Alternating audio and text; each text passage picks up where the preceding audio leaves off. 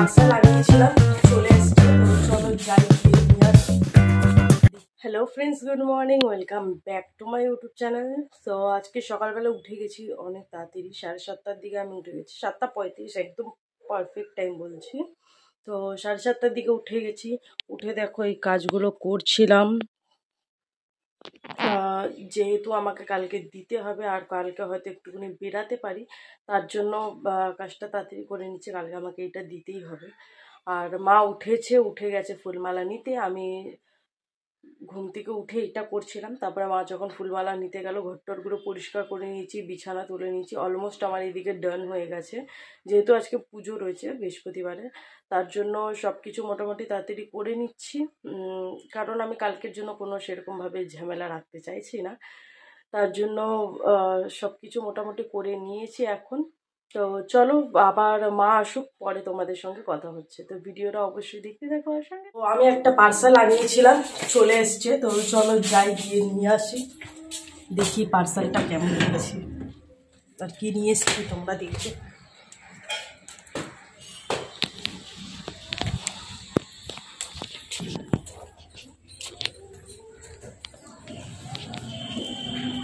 আসবে পার্সেল চলে এসছে আমার হাতে। আজকে ডেলিভারি হওয়ার টাইম অনেক বেশি ছিল, তাড়াতাড়ি হয়ে গেছে। মায়ের সবজি টবজি সব কাটাকুটি করা হয়ে গেছে, সব কিছু করে নিয়েছে মা। তো মা রান্না টান্না করছে, আমিও আমার কাজটা করছি।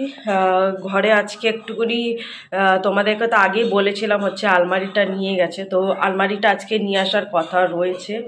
দেখি আলমারিটা আসে কি না, তোমাদেরকে অবশ্যই সেটা তো দেখাবই। তো চলো যা যা করবো সেগুলো তোমাদেরকে দেখাতে থাকবো, তো অবশ্যই ভিডিওটা দেখতে থাকো আর সঙ্গে থাকো। লাঞ্চে হয়েছে তোমার হচ্ছে শীষ পালং মাছের মাথা দিয়ে ডাল ভাত, আর এখানে রয়েছে হচ্ছে তোমার দেখে না লোটে মাছ।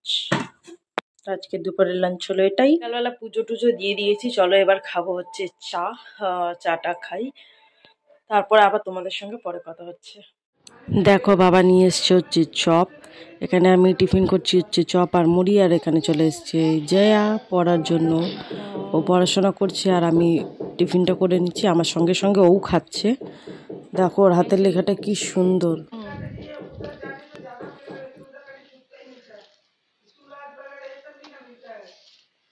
तू लिखो जल चौप चौप मोड़े टू लिखो लिखो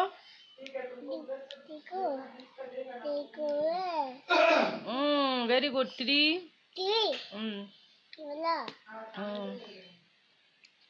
थ्री थ्री थ्री हाँ